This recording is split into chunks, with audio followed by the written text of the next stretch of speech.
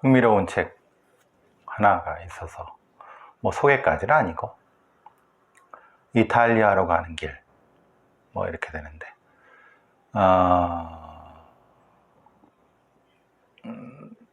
선진국 한국의 다음은 약속의 땅인가 뭐 이런 비슷한 건데요. 핵심은 세습 중산층 사회라고 하는 개념입니다. 물론 이제 이것이 중도 우파적 시각으로 쓰여졌다는 것은 부정할 수 없습니다. 그런데 사실 이 책을 보기 전이고 이전에도 제가 뭐 조국 사태라든가 아니면 그 이전에 소위 이제 문재인 정권의 586 이런 애들, 그리고 뭐 소위 말하는 이 경기 동부연합 아니면 옛날 NL 뭐 그게 뭐 주사파든 뭐 아니든 그 뭐 별로 의미 없고 이런 애들이 지금의 진보당이라고 해야 되나요? 뭐 그렇게 볼 수도 있고 볼 수 아니라고 할 수도 있으니까 제가 그걸 확신할 수 없습니다만 이건 명확한 것 같습니다. 소위 국민의힘이라든가 그 보수 우파, 지금 뭐 극우 쪽에 가까워지겠죠. 그건 조금 이준석 같은 사람의 주장으로는 지금의 국민의힘은 극우 쪽으로 더 가고 있다. 그 얘기는 자기는 중도 우파 뭐 정도를 얘기할 수도 있겠죠. 합리적 우파, 뭐 유승민, 이준석, 뭐 김종인 같은 이런 사람들 얘기가 되겠죠. 어쨌든 그러면 그거보다 조금 왼쪽은 뭐가 있느냐? 노무현, 문재인. 근데 소위 진보라고 하는 자들이 소위 말하는 불평등, 고령 문제, 이런 집값 이런 문제에 대해서 사회경제적 이해관계가 아닌 국가보안법, 사립학교법, 과거사법, 뭐 예를 들면 언론관계법 같은 그런 것에 집중하는 것 자체가 결국은 이렇게 구분할 수 있는 보수의 지지 기반은 강남 3구, 서초, 강남, 송파, 지금 뭐 분당까지 합쳐서 뭐 이렇게 경제적 승자들 중에서 땅 부자들 아니면 재벌 아니면 뭐 이런 고위 관료층 이런 애들, 군부, 뭐 경찰의 고위 경찰들 이런 애들을 대변하는 보수 자산가와 영남. 그럼 민주당은 뭐냐? 중산층, 상위 중산층, 호남. 그래서 마포구, 용산구, 성동구, 혹은 뭐 일산, 아니면 뭐 이런 쪽, 부천, 뭐 이런 쪽, 인천 어느 쪽, 뭐. 그러니까 이 책의 분석의 기반은 이겁니다. 열린민주당 과거 열린민주당 당원의 2020년 강성 문재인계가 주도한 열린민주당 당원의 32%가 월 700만 이상의 돈을 버는 사무 전문직 33%. 그러니까 아파트 중산층 상위 아파트를 통해서 돈을 버는 그런 소위 지금 김어준의 뉴스공장이나 아니면 김어준 쪽 파들, 소위 문파라는 애들, 뭐 이동영 파들, 뭐 소위 그런 계급적 성향에서 상하 혹은 중상 정도 이런 쪽을 대변하는 것이 아니냐. 결국은 중산층 이상이 지들끼리 권력 투쟁을 하는 거고, 그게 나중에 뭐 조국 때 한동훈으로 아니면 대선에서 붙을지 어떨지 모르지만 그렇게 대비되는 어떤 일종의 정치 부족 이런 느낌. 그리고 이들은 결국 이탈리아의 실비오 베를루스코니가 한 포퓰리즘, 뭐 이런 느낌들로 이제 책이 쓰여졌고, 뭐 이 책의 얘기고, 저는 사실 지금 민주당의 어떤 계급적 아니면 계층적 이해관계가 결국은 중하층의 대변자, 소위 말하는 중산층과 서민의 대변자는 아니다. 국민의힘은 명확하고 극우 꼴통들 또는 보수 영남 중에서도 일부, 그리고 검찰 같은 구기득권 세력, 사상적으로 또 반공주의, 그러니까 극반공주의, 그리고 물론 이준석이나 이런 애들은 약간 연반공주의, 그러니까 별로 반공주의를 드러내진 않지만 뭐 대충 그 정도, 그건 별로 의미를 갖지 않는 그런 쪽을 대변한다면, 지금 민주당 애들을 보면은 겉으로야 586 운동권 이런 짓거리를 뭐 이런 거 표명하지만 결국은 마용성이라고 하는 중상, 지금 말하자면 아파트를 통해서, 그리고 고액 전문직이라든가 이런 쪽을 통해서 계급적인 어떤 것을 중산층 계급, 세습 중산층, 뭐 이런 느낌이 아니냐. 그러면 호남의 일부는 떨어져 나가고 영남도 일부는 떨어져 나가고, 그들 중에 이제 아주 소수는 또 진보당 같이 비정규직 일부 뭐 이런 사람들의 대변을 하려고 열심히 노력하는 사람들. 근데 소위 정의당 이런 애들은 뭐 민노총이나 이런 애들하고도 별로 그렇게 그쪽을 대변한다고 하면 소위 귀족 노조라고 하는 대기업 노조들,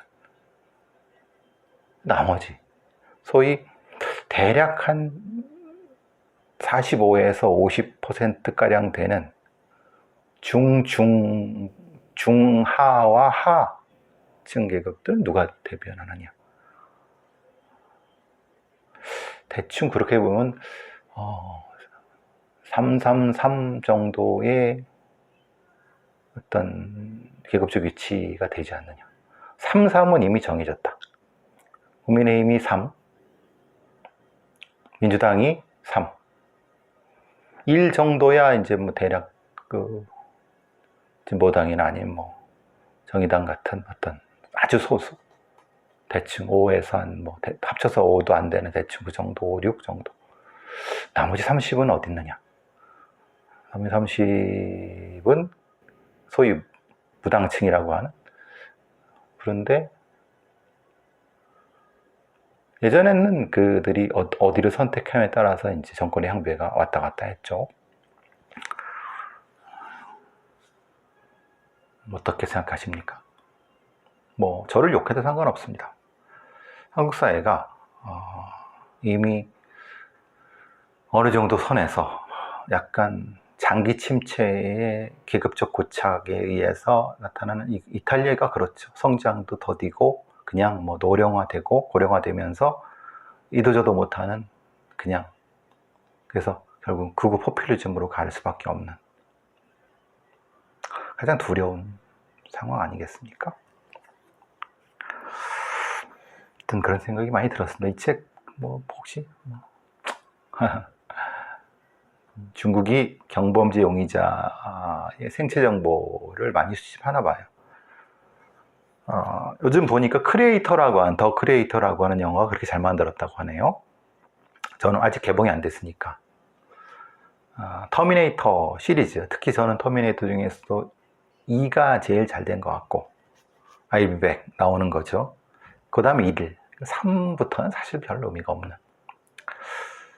그러니까 그리고 뭐 여러 가지 뭐 엘리시움부터 시작해서 뭐 오셔스크 형제의 그거 뭐 대략, 근데 그건 넘어서는 것 같아요. 터미네이터 2는 넘어서는 것 같은, 상당히 잘 만들고 굉장히 철학적 생각이 많다고 합니다. 나중에 저도 한번 봐야 될 것 같은데, AI 시대라고 하죠. AI 시대는 기본적으로 데이터가 많이 학습돼야 되는 거고, 그 데이터가 학습되는 거에 따라서 AI 수준이 계속 업그레이드하고, 어느 수준에 이르면 AI가 스스로 AI를 복제하고 AI가 스스로 성장하게 되는 자생적인, 인류의 생체 정보를 포함해서 AI를 통해서 통제 사회로 중국이 하려는 걸 오래전부터 해왔고, 우리도 사실은 아시다시피 DNA 법이 있어서 그걸 많이 해면서, 저는 사실은 확신에 가까운 얘기지만 범죄 AI가 세상을 지배할 수도 있겠다. 지배하게 된 범죄 AI다. 군사 목적의 AI는 실제로는 그거는 전략적 판단 이런 거 하지만 실제로 인간의 데이터를 더 많이 갖고 있는 건 범죄 데이터다. 범죄 데이터를 스스로 학습해서 인간의 어두운 면과 인간의 어떤 것을 파악해서 그 임계점이나 어떤 결절점을 지나면은 실제로 이제 터미네이터, 크리에이터 같은 느낌이 든다. 저는 그 부분이 사실은 인류의 어떤 변곡점이라고 생각합니다.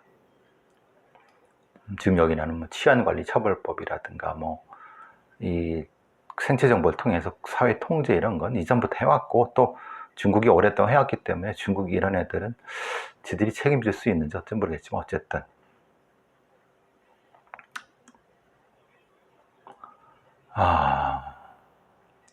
그런 생각이 많이 들었습니다. 자,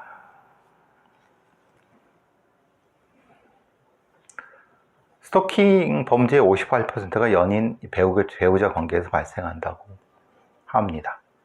한나라 사법정책연구위원 한나라라는, 이거 사람 이름입니다. 분석 발표했는데요.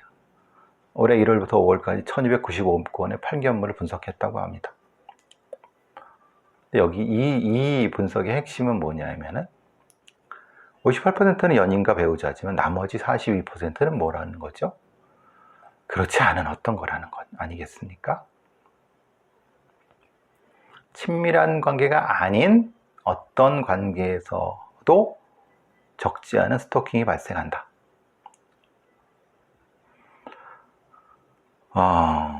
다양한 형태의 스토킹의 유형을 분류를 하고, 거기에 맞는 피해자, 가해자에 맞는 가해자들의 형량, 보안 처분, 피해자들의 보호 조치, 이런 것들이 데이터가 축적되고 거기에 따라서 해야 되는데 아직 거기까지는 못 간 것 같다. 그냥 친밀한 맥락에서 많이 발생하는 어떤 범죄이기 때문에 피해자 주변에 대한, 실제로 가해자에 대한 형량도 중요하지만 피해자와 가해자 사이에 연결고리를 끊고 이런 것들이 중요한. 그러니까 예전에는 범죄가 있고 그 범죄의 종류에 상관없이 사법 시스템을 통해서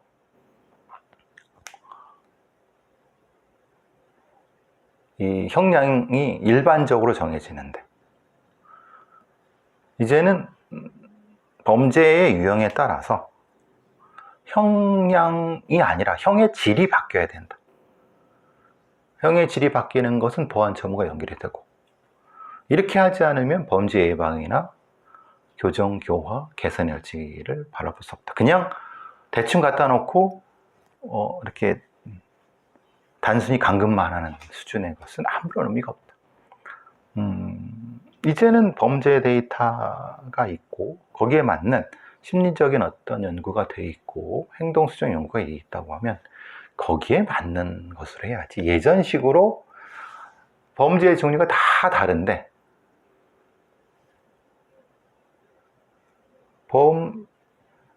수형, 행형, 처벌에는 다 똑같고 양만 다르다. 형량만 다르다. 이거 언제적 얘기입니까? 근데서 100년 전 얘기예요. 100년, 200년.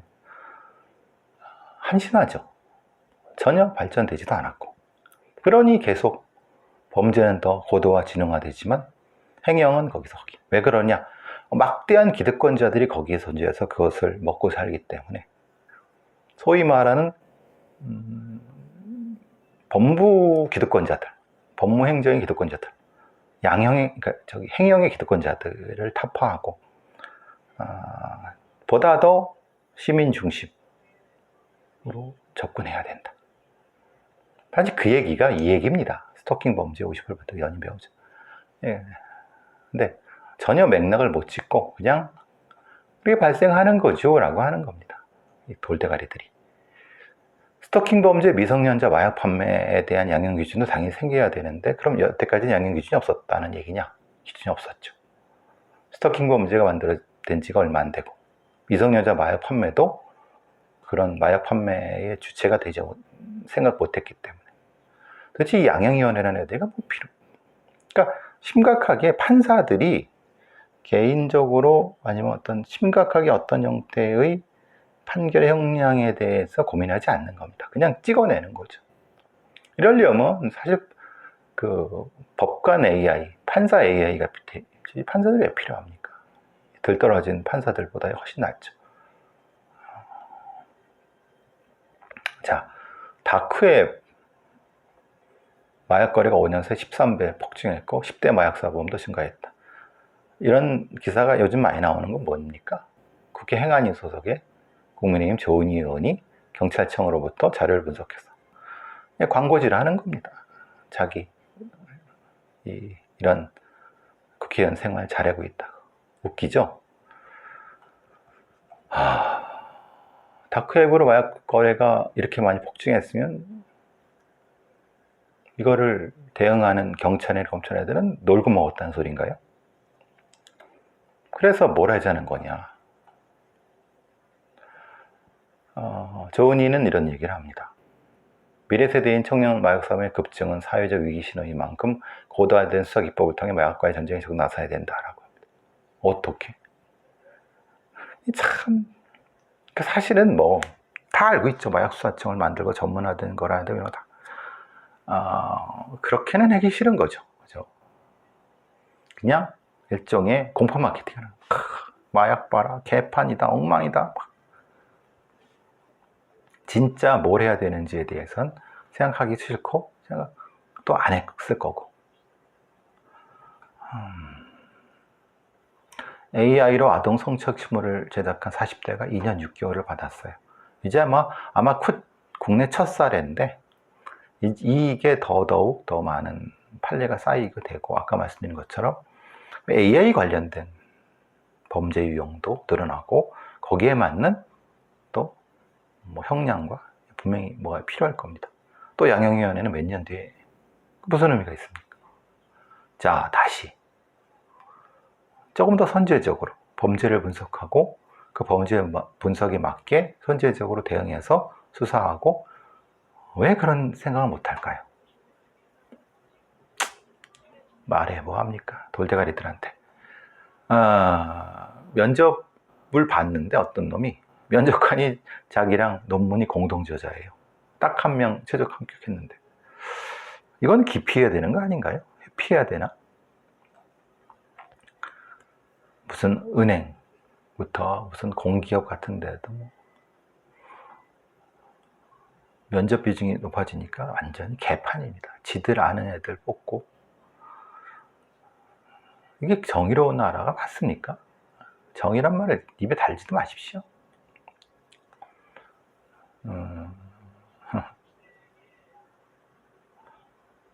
엊그제 지난주 보니까 우리은행인가 PF 대출하는 놈이 2천억 넘게 헤쳐먹었다 그러대요. 집에 뭐 금괴가 다발로 나오고 막. 내부 감찰과 이런 건 뭐 꿈도 못 꾸는 거죠, 그냥. 그렇게 우리은행 같은 데가 부실해지면 또 세금으로 채우겠죠. 다 세금 도둑들입니다. 그거 그렇게 안 하는 우리은행 경영진 놈들 싹 다 잡아들여야 되고 그런 어떤 범죄 수익을 환수할 수 있는 이거 다 반대하는 놈들이 누구겠습니까? 기득권자들, 지금의 고위 공무원들 다 같은 한편들 아닙니까? 뻔한 얘기죠. 그죠? 제가 이런 얘기하면 또 저 새끼 또 지랄한다고 하지만 지랄을 하더라도 세상만 좋아지면 나 하나 지랄하는 거예요. 뭐 그렇지 않습니까?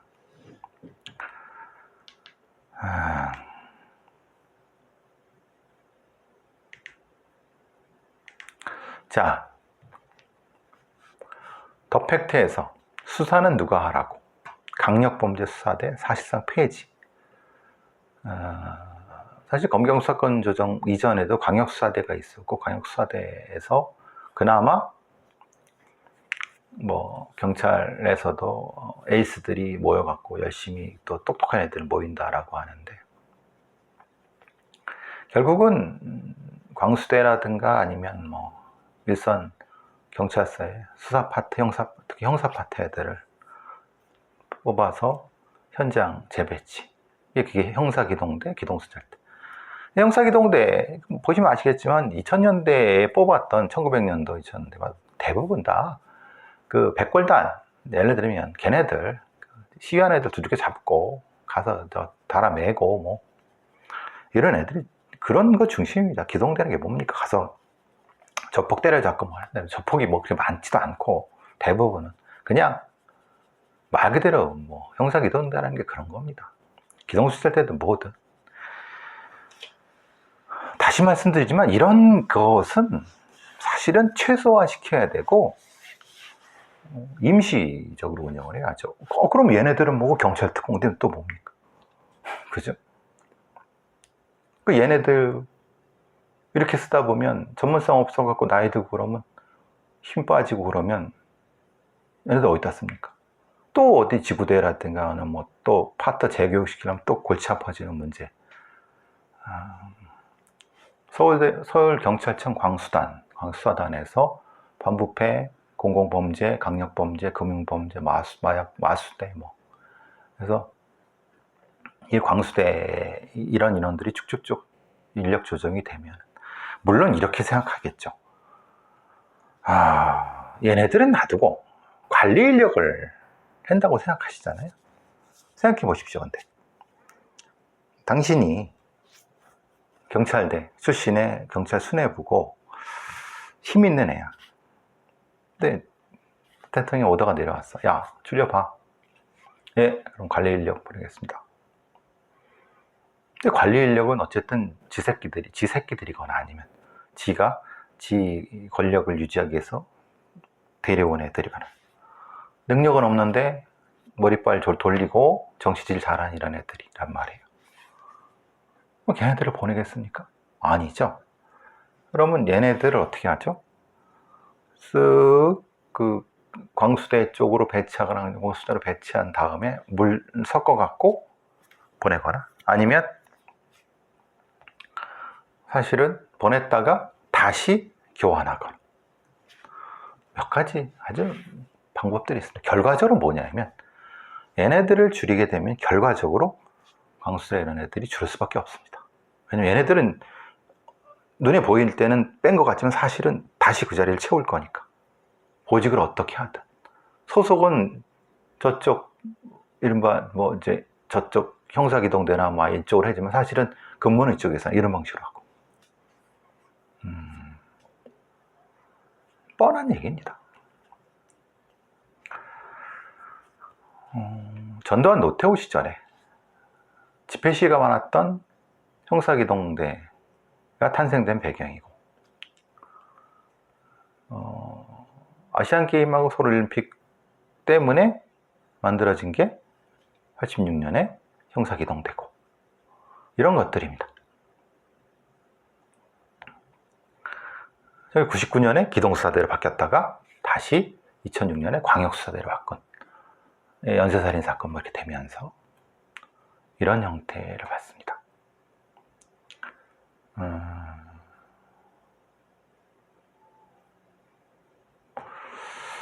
모르겠습니다.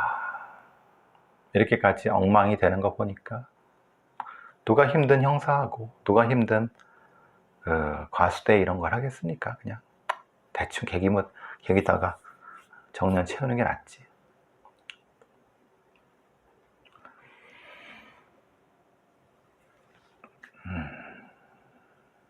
진짜 우리 경찰에 뭐가 필요한지 진짜 치열하게 논의하고 치열하게 대안을 만들어서 정치권의 외압이 없는 그런 걸 만들어야 되는데, 소위 경찰 출신들이라든가 이런 관련된 전문가라고 떠들어대는 놈들은 옛날 얘기나 하고 헛짓거리나 헛소리나 하고 쓸데없는 얘기나 하고 정권이라 빨아주기 바쁘고 한심한 새끼들.